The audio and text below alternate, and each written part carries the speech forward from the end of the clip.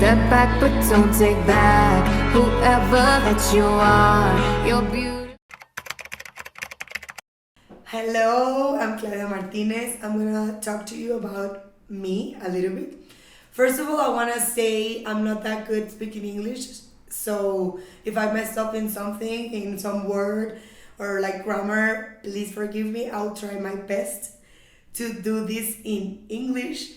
If you see my Spanish version, it's a little bit longer and I can express more myself, but I'll try to do my best, okay? So I'm Claudia Martinez. I'm a professional dancer.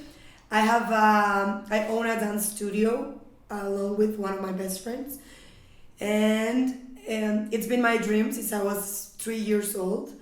I've been dancing since I was 3 years old. I started dancing ballet, and then I found out I was not that good. So I started dancing hip hop and street styles, urban styles. And when I started dancing that, I found that I connect with that dance a lot, and it was more of myself. So it's becoming like it's been my life since I was like 12 or 13 that I started dancing urban styles. Of course, ballet it's like the most important dance for your formation. And since I was like 15 or 16, I started teaching. And for me, I mean, like Claudia, it's a teacher, 100%. I think that I come here to this planet to teach and to connect with others, to guide my students, and to make a better world with a little bit of myself that I can share with others, and others can share with others, and we can spread like the love of not just art and dance, but I think that with dance sometimes you can find more of you and connect with yourself and with like some other things that go like farther. And dance is magic, so teaching that to others, it's the best thing that happens to me. So that's me. I'm a dancer, I'm a teacher, I'm a director for my studio, and I do all of the stuff that has to do with dance. What is the most important value for you in a human? I think that the most important value in a human is to be real. I mean, I think we live now in a world that it's full of full of Fake. information, fake stuff, Instagram, all of the things that like you see bloggers and lifestyles, and sometimes you want to be like them or be like some other people, and you forget who are you. So I think it's really important to be real and to be who you are, no matter what they think, no matter if somebody tells you that you're not in or something. I think that that's like the most important value. Somebody is honest with themselves, with dance, because sometimes in dance people they want to be like somebody they looked on YouTube. And I think that if you find your movement and your own style, your own vibe, and you are real with yourself, first of all you're happier and you feel better.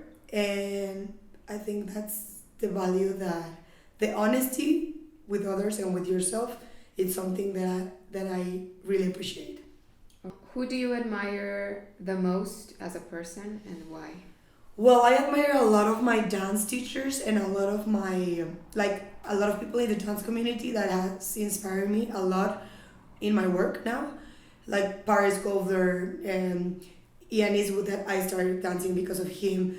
One of my teachers, Neil Schwartz, Jerry Jenkins, Luam, Rhapsody, a lot of people that have been in the dance industry for a lot of time, and that taking his classes and training with them make me like a better dancer. Of course, teachers in Mexico, like Diego Lozada was my first teacher.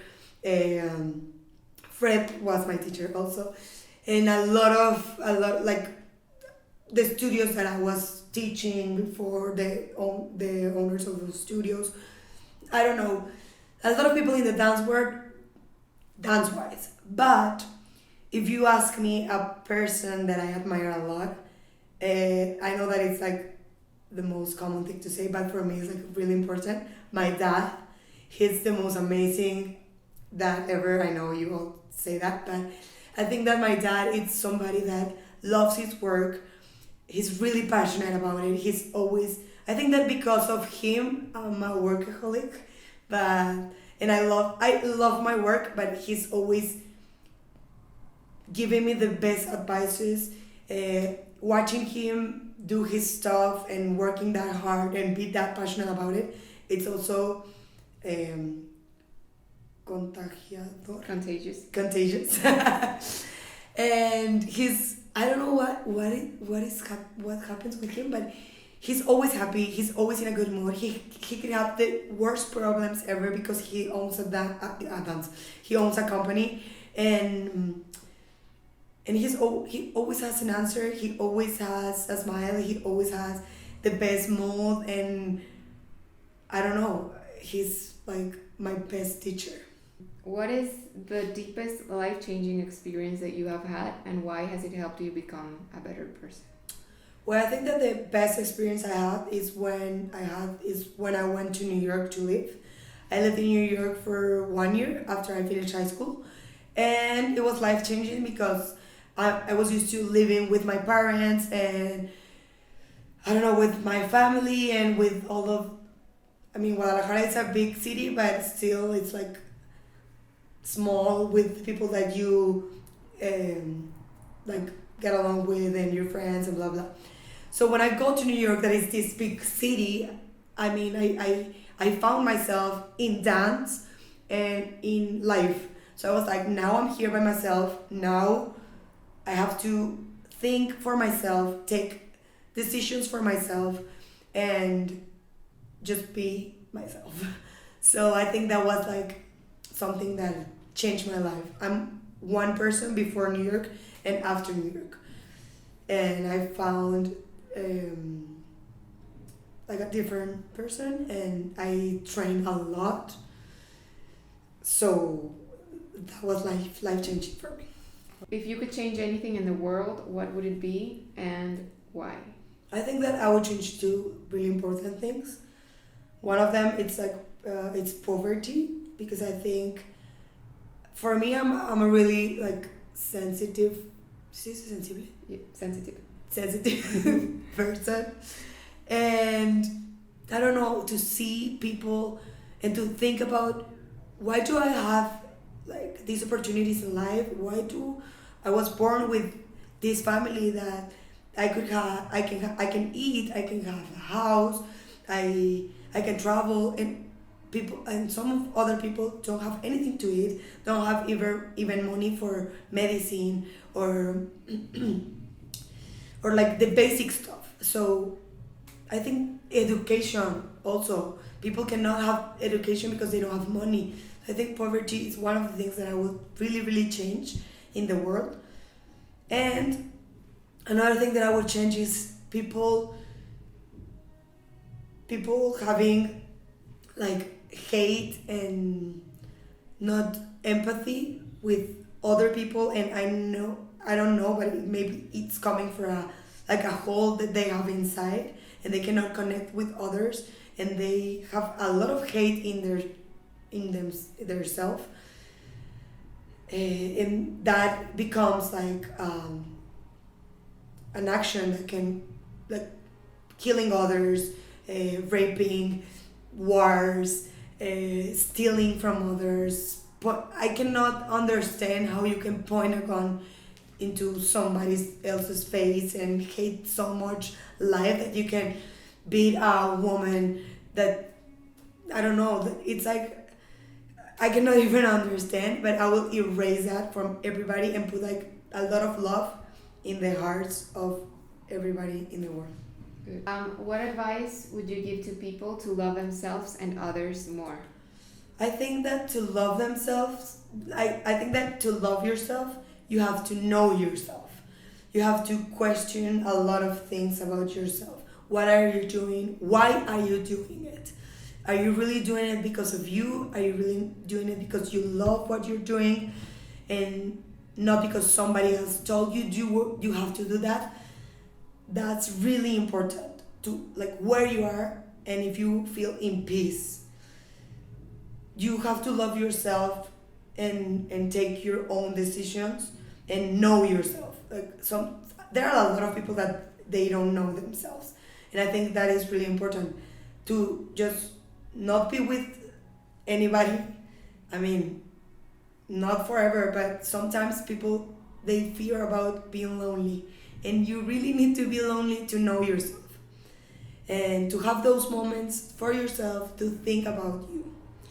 And I think that is priceless, and you cannot love anybody if you don't love yourself, because that is like a toxic thing, to love somebody else more than you love yourself, and and then like grab them as a lifesaver, and that's like a total toxic thing.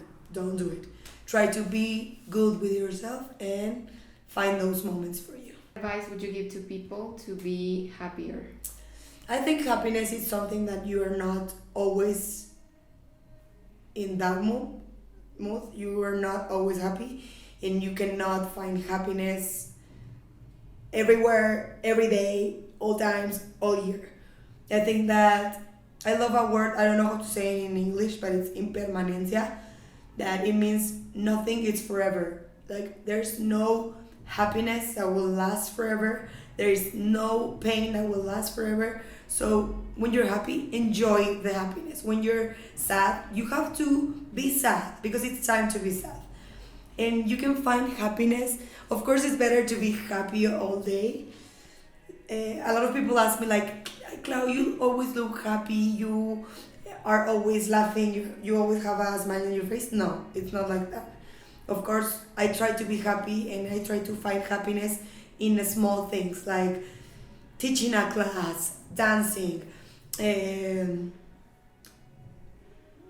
a cup of coffee in the morning, watching my favorite series, go to the movies, having a conversation with somebody that I really love, traveling, that I love traveling. Small things, taking pictures, reading a book. I don't know. You know what things make you happy. Actually, I have a list because I love doing lists, and I have a list of small things that make me happy, like little small things. And I think that if you do that, that's a cool advice. You will find that there's a lot of things that you can do that make you feel happy. So I think that will be all, and thank you very much. I'm Claudia Martinez, and thank you for listening and having